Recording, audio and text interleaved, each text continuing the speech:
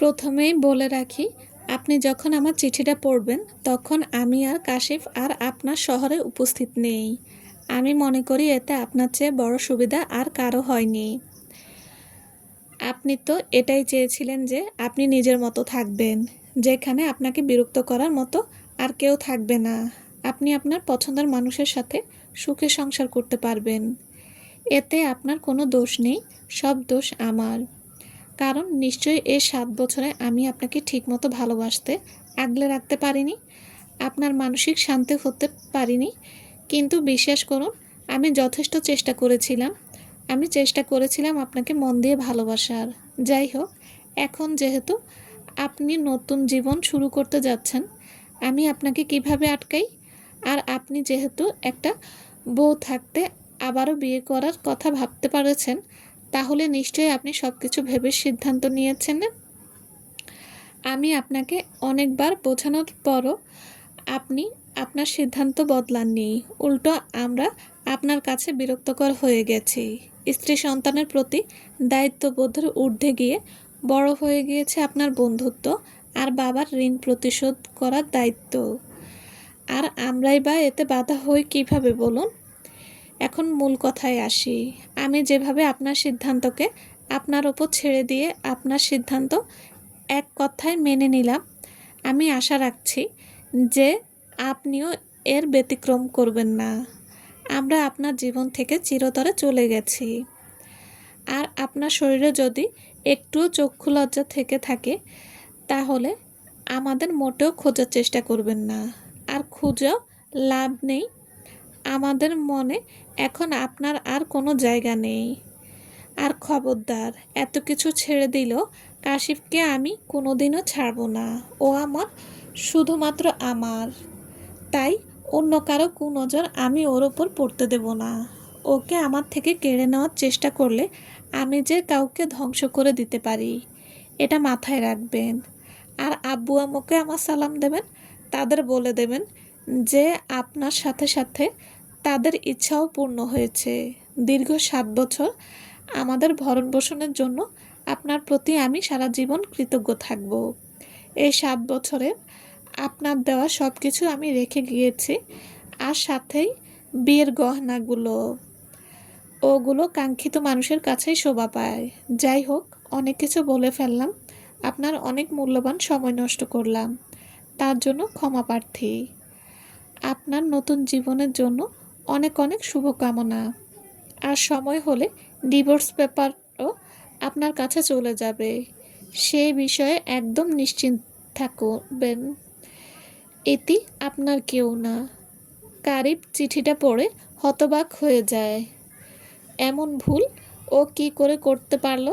নিজের ভুলের কারণে সে তার জীবনের সবচেয়ে গুরুত্বপূর্ণ দুজন মানুষকে হারালো সে। কারিব কাঁদতে কাঁদতে ফ্লোরে বসে পড়ে। আর এখন সে কি করবে সেটাই ভাবতে থাকে। অন্যদিকে প্রিয়দর্শিনী তার বাবার বাসায় পৌঁছে যায়। প্রিয় তার বাবাকে সব কিছু জানালেও আজকে এখানে আসার কথা জানায়নি। সে বলেছে যা করা সে নিজেই করবে। তাই হঠাৎ সে অসময়ে প্রিয়কে দেখে তার বাবা মা দুজনেই অবাক হয়ে যায়। কোনো ভূমিকা না করেই প্রিয় আগে বলে, আমি ওই বাড়ি থেকে পুরোপুরিভাবে চলে এসেছি বাবা।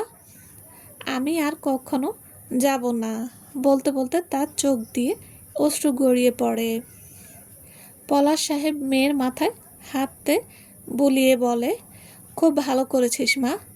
যেখানে নিজের সম্মান নেই সেখানে আমি তোকে কিছুতেই থাকতে দিতাম না মা। ভালো করেছিস, তাড়াতাড়ি চলে এসেছিস। কিন্তু আমি তোর উপর রাগ করেছি।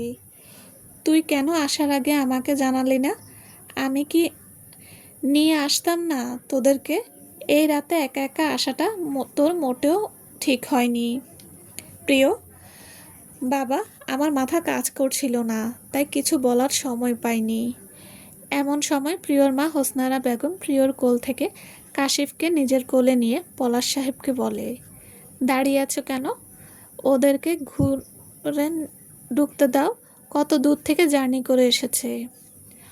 অনেক দিন পর মাকে দেখে প্রিয় আবেগপ্রবণ হয়ে তার মাকে জড়িয়ে ধরে। হোসনে আরা বেগম প্রিয়র কপালে চুমু খেয়ে বলে, এসব নিয়ে একদমই ভাববি না মা, আমরা সব কিছুতে তোর সাথে আছি। এখন তুই যা, ফ্রেশ হয়ে আয়, আমি রাতের খাবার সব রেডি করি। এমন সময় তাদের কথার মধ্যে কাশিফের ঘুম ভেঙে যায়। সে নিজেকে তার নানুর কোলে আবিষ্কার করে। কিছুক্ষণ সময় লাগে তার বিষয়টা বুঝতে। তারপর সে যখন বুঝতে পারে যে সে তার নানুর বাড়ি চলে এসেছে, তখন কাশিফের খুশি দেখে কে। সে তার নানার কোল থেকে নেমে তার নানা ভাইয়ের দিকে ঝাঁপিয়ে পড়ে। পলাশ সাহেবও তাকে জাপটে ধরে কোলে নেয়। পলাশ সাহেব কাশিফকে বলে, কেমন আছো কাশিফ নানা ভাই? তোমার তো আমাদের কথা মনেই পড়ে না। পলাশ সাহেবের কথা শুনে কাশিফ প্রতিবাদ করে বলে ওঠে, তোমাদের কথা আমার অনেক মনে পড়ে নানা ভাই। তোমার কথা, নানুর কথা, মামা মামির কথা। তাহলে নানু বাড়ি আসো না কেন নানা ভাই? আসতে চাই তো, কিন্তু মাম্মাম এই তো আমাকে নিয়ে আছে না। আমার কি দোষ বলো? তারপর কাশিফ হঠাৎ বলে ওঠে, মামা আর মামি কোথায় নানা ভাই? এদিকে নিচে মানুষের কোলাহল শুনে প্রাণ ও তার স্ত্রী খেয়া উপরতলা থেকে নেমে এদিকে আসছিল। তখন তারা কাশিফের কথা শুনতে পায়। কাশিফ তাদের দেখা মাত্রই প্রাণের কাছে দৌড়ে যায়। প্রাণ কাশিফকে নিজের সাথে জড়িয়ে নেয়। বলা বাহুল্য, কাশিফ এখানে সবার নয়নের মণি। প্রিয় যেমন এ বাড়ির সবার ছোট আর অনেক আদরের, কাশিফও এ বাড়ির বড় নাতি আর একমাত্র ছোট বাচ্চা। তাই সবাই তাকে অনেক আদর করে। প্রাণ আর খেয়ার বিয়ে হয়েছে 3 বছর হয়েছে। তাদের এখন পর্যন্ত কোনো সন্তানাদি হয়নি। তাই খেয়াকেও কাশিফকে অনেক আদর করে, নিজের বাচ্চার মতো ভালোবাসে। কাশিফ এবার মামার কোল থেকে তার মামির কোলে যায়। খেয়া কাশিফকে পেয়ে ওর গালে আচ্ছা মতো চুমু খেতে থাকে। এদিকে প্রাণ এবার প্রিয়র দিকে তাকায়। প্রথম কাউকে কিছু না জানিয়ে এ অসময় প্রিয়কে এ বাড়িতে দেখে তার কিছুটা খটকা লাগে। তার উপর এখন প্রিয়র দিকে তাকিয়ে প্রিয়র মলিন মুখ দেখে তার কাছে বিষয়টা পরিষ্কার হয়ে যায়। সে বুঝতে পেরে যায় যে কিছু একটা নিশ্চয়ই হয়েছে। তাই সে প্রিয়কে জিজ্ঞেস করে, কি হয়েছে প্রিয়? তুই এই সময় কাশিফকে নিয়ে একা এসেছিস কেন? কারিব কোথায়? কই, ও তো আমাকে এ বিষয়ে কিছু জানালো না। আর ও তোকে নিয়ে আসলো না কেন? আর ওর যদি কাজ থাকে তাহলে আমাকে বলতি, আমি গিয়ে নিয়ে আসতাম। তুই একা কাশিফকে নিয়ে আসতে গেলি কেন প্রিয়? তুই কি এখন অবুঝাচ্ছিস প্রিয়? ভাইয়ের কথা শুনে প্রিয় আর নিজেকে ধরে রাখতে পারে না। ও প্রাণকে জড়িয়ে ধরে কাঁদতে থাকে। বোনের কান্না দেখে প্রাণ অস্থির হয়ে প্রিয়কে বলে, কি হয়েছে প্রিয়, আমাকে বল। কারিব কি কিছু বলেছে তোকে? বলে থাকলে আমাকে বল, দেখ আমি ওর কি করি। প্রাণের কথা শুনে প্রিয় বলে ওঠে, ও বাড়ি থেকে, ও জীবন থেকে আমি চিরতরে চলে এসেছি ভাইয়া। প্রিয়র কথা শুনে প্রাণ ও খেয়া দুজনেই হতভম্ব হয়ে যায়। প্রাণ প্রিয়কে জিজ্ঞেস করে, কি হয়েছে প্রিয়? কি বলেছে কারিব তোকে? আমাকে সব খুলে বল বনু। এরপর প্রাণ কাঁদতে কাঁদতে প্রাণকে সব কিছু খুলে বলে। সব কথা শোনার পর প্রাণ আর কিছু বলার ভাষা খুঁজে পায় না। কারিব নাকি এসব করার সিদ্ধান্ত নিয়েছে। ও না প্রিয়কে ওর জীবনের চেয়েও বেশি ভালোবাসতো, নাকি ওসব ওর ছলনা ছিল? প্রাণের এখন নিজের উপরে রাগ লাগছে। কেন সে এই বিয়েতে রাজি হলো? আর কেনই বা সে ঈশানের কথায় মানতে গেল? এসব কিছু ওর তেতে ওঠে। প্রাণ বলে, তুই একদম কান্না করবি না প্রিয়। ওই কুত্তার বাচ্চাকে আমি একদম দেখে নেব। ওর মতো বন্ধুর চেয়ে তো শত্রুও অনেক ভালো। আমার বোনের কি ক্ষতি করছে যে ও তার প্রতিদান এভাবে দিল? ওর মাসুল তো ওকে গুনতেই হবে, আমি এখনই ওকে কল দিচ্ছি। এ কথা বলে প্রাণ যখনই ওর ফোন বের করতে নিবে, এমন সময় প্রিয় ওকে আটকায় আর বলে, ভাইয়া, আমি আর ওনার সাথে কোনো ঝামেলায় জড়াতে চাই না। আমি এটাও চাই না তুমি ওনার সাথে কোনো প্রকার ঝামেলা করো। এমনকি আমি আর জীবনে ওনার সাথে দেখাই করতে চাই না। ভাইয়া, তোমার কাছে হাত জোড় করে বলছি, তুমি ওর সাথে এ বিষয়ে একটা কথাও বলবে না। প্রিয়র কথায় প্রাণ কিছুটা শান্ত হয়, কিন্তু কারিবের প্রতি তার রাগ এক ফোঁটাও কমে না। প্রাণ বলে, আর কালকে যদিও এখানে আসে। প্রিয় বলে, এ বিষয়ে আমি আব্বুকে বলেছি। আমাদের চট্টগ্রাম শহরের দিকে যে ফ্ল্যাটটা আছে আব্বু, সেখানে আমাদের নিয়ে যাবে বলেছে। আর এটার বিষয় কেউ জানে না। প্রিয় কারিবকে ডিভোর্স দেওয়ার সিদ্ধান্ত নিয়েছিল, কিন্তু যেহেতু ও এখন প্রেগনেন্ট, তাই চাইলেও এখন ডিভোর্স হবে না। বেবি না হওয়া পর্যন্ত ডিভোর্স দেওয়া যাবে না। তাই ও এখন সেই চিন্তা বাদ দিয়েছে। প্রাণ ও খেয়া দুজনেই ঢাকা থাকে। সেখানে প্রাণদের তাদের বিজনেসের কারণে থাকতে হয়, আর বাড়িতে মাঝে মাঝে ছুটিতে আগে আসে। তাই পলাশ সাহেব ও হোসনেয়ারা সিদ্ধান্ত নিয়েছে যে তারা এখন থেকে প্রিয়কে নিয়ে শহরে নতুন ফ্ল্যাটে থাকবে। প্রাণও এ কথায় সম্মতি জানায়, আর প্রিয়কে বলে কাশিফকে নিয়ে হয়ে খেতে আসতে। তাই প্রিয় কাশিফকে ডাকতে রুমে চলে যায়। এদিকে কারিব পুরোই নিরুপায় হয়ে গেছে। সে নিজের রুমে লক করে ফ্লোরে বসে আছে। বাইরে থেকে তার বাবা মা তাকে অনেকবার আর রাতের খাবার খেতে ডাকলেও সে দরজা খোলেনি। কারিব ভাবতে থাকে, কি করা যায়। এখন অনেক রাত হয়ে গেছে, কোনো গাড়ি পাবে না দেখে কাল সকালে ঈশানকে নিয়ে চট্টগ্রাম যাওয়ার সিদ্ধান্ত নেয় সে। সে ভাবতে থাকে প্রিয়কে কিভাবে মানাবে।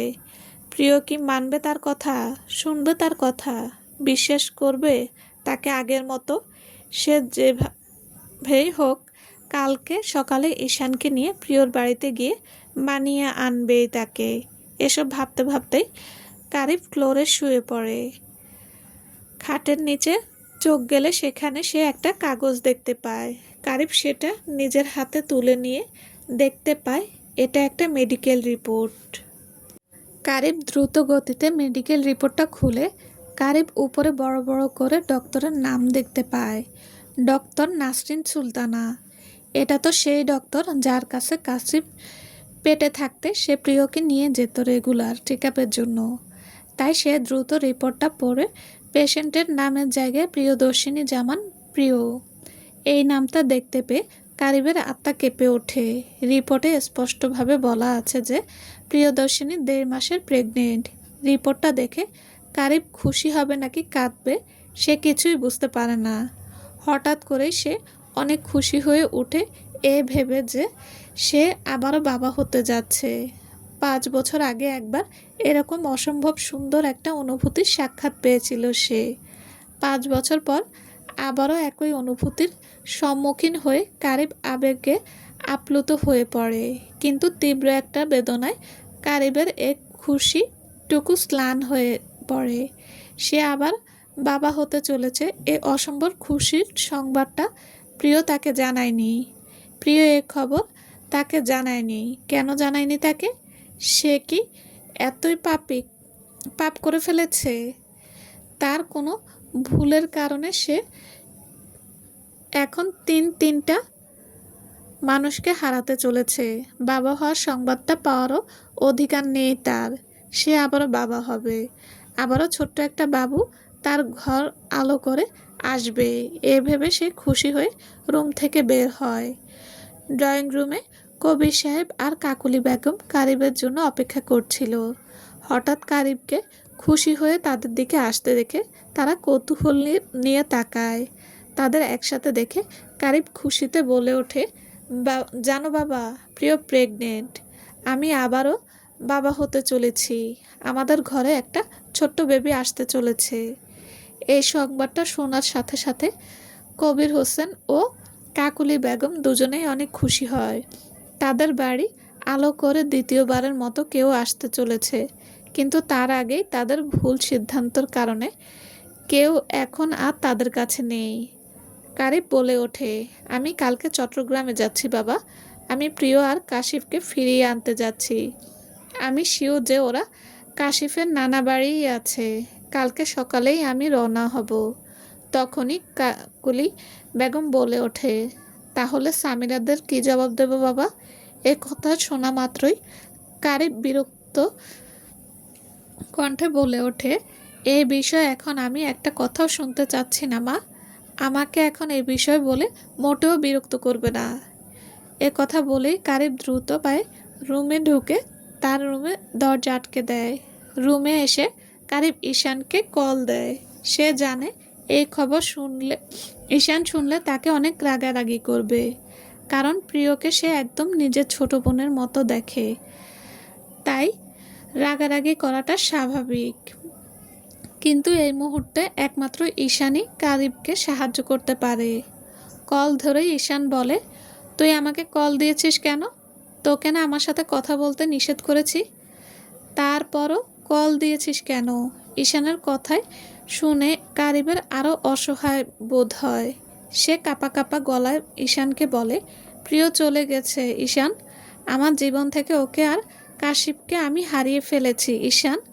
কথাটা শুনে ঈশানও অনেক অবাক হয়। প্রিয়দর্শিনীর মেয়ে তো একটা নরম মনের মেয়ে যে এরকম একটা কঠিন সিদ্ধান্ত নিতে সক্ষম হবে, এটা ঈশানেরও ভাবনার অতীত ছিল। কিন্তু নিজেকে শান্ত রেখে ঈশান বলে, একদম ঠিক কাজ করেছে প্রিয়দর্শিনী। বড় ভাই হিসেবে আমিও এটাই চেয়েছি। তোর মতো কাপুরুষের সাথে সংসার করার চেয়েও একা নিজের সম্মানের সাথে বেঁচে থাকা ঢের ভালো হবে। ঈশান, তুই বুঝতে পারছিস না আমার ভেতরে ভেতরে কি হচ্ছে। তার উপর আমি মাত্রই জানতে পারলাম যে প্রিয় 1.5 মাসের প্রেগনেন্ট। ওর জন্য আমার দুশ্চিন্তা হচ্ছে। একা একটা প্রেগনেন্ট মেয়ে, তার উপর আরেকটা বাচ্চাকে নিয়ে সন্ধ্যাবেলায় যাতায়াত করছে। ওদের যদি কিছু হয়ে যায় আমি কি নিয়ে থাকবো ঈশান? এখন দরদ দেখাচ্ছিস?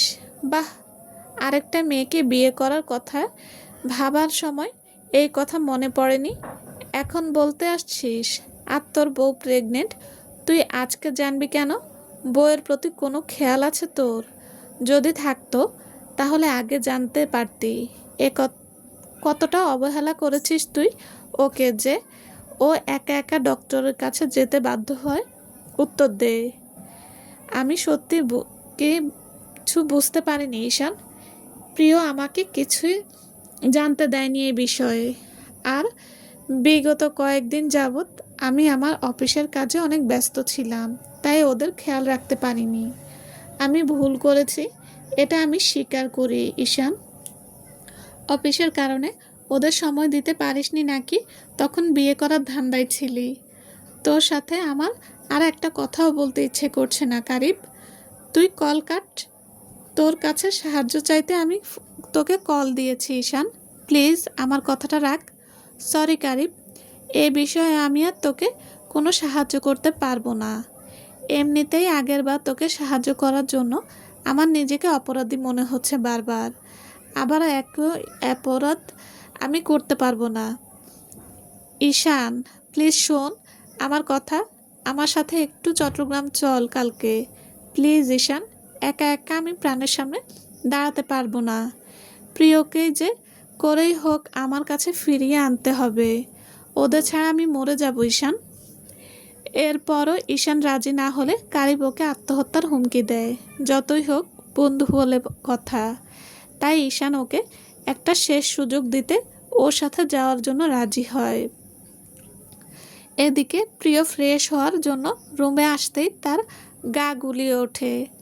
এমনিতেই সে প্রেগনেন্ট, আর তার উপর অনেক জার্নি করেছে, তাই সে ওয়াশরুমে গিয়ে বেসিনে গলগল করে বমি করতে থাকে। মায়ের এই অবস্থা দেখে কাশিফ আর কোনো উপায় না পেয়ে তার নানু হোসনে আরা বেগমকে ডেকে আনে। হোসনে আরা বেগম প্রিয়কে গিয়ে ধরে, প্রিয়র মাথায় পানি ঢেলে দেয়, মুখ মুছিয়ে দেয়। তারপর কিছুক্ষণ পর্যবেক্ষণ করার পর প্রিয়কে আসল কথা জিজ্ঞেস করে। প্রিয় তার কথার উত্তর দিলে হোসনারা বেগমের ধারণাই সঠিক হয়। সে কারিবের কথা জিজ্ঞেস করলে প্রিয় বলে, উনি এ বিষয়ে কিছুই জানে না মা, আর আমি ওনাকে জানাবও না। খবরটা শুনে সে যেমন খুশি হয় তেমন চিন্তিতও হয়। তার মেয়েটা একা একা কীভাবে দুটো সন্তানকে লালন পালন করবে। যদিও তারা সবাই ওর পাশে আছে, তবুও মা তো মাই হয়। প্রিয়কে বিছানায় বসিয়ে সে খাবার আনতে টেবিলের সামনে যেতেই সবাই প্রিয়র কথা জিজ্ঞেস করলে হোসনারা বেগম তাদের খুশির সংবাদটা দেয়।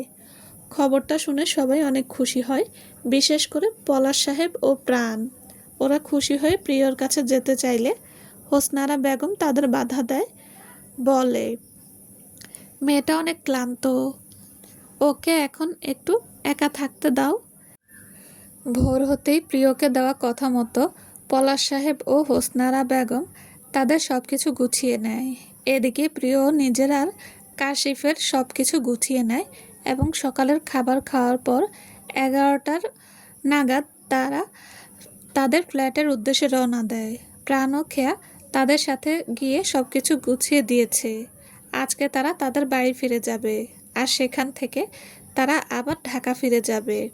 চলে যাওয়ার সময় প্রাণ প্রিয়র মাথায় হাত রেখে ওকে সান্ত্বনা দেয় আর বলে, আসি বনু, নিজের যত্ন নিবি, ঠিকমতো খাওয়া দাওয়া করবি, আর কেউ কিছু বললে আমাকে বলবি। এই কথা বলে সে কাশিফকে কোলে নেয়। ওরা চলে যাবে দেখে কাশিফ মন খারাপ করে প্রাণকে বলে, মামা মামিকে নিয়ে আবার আসবে।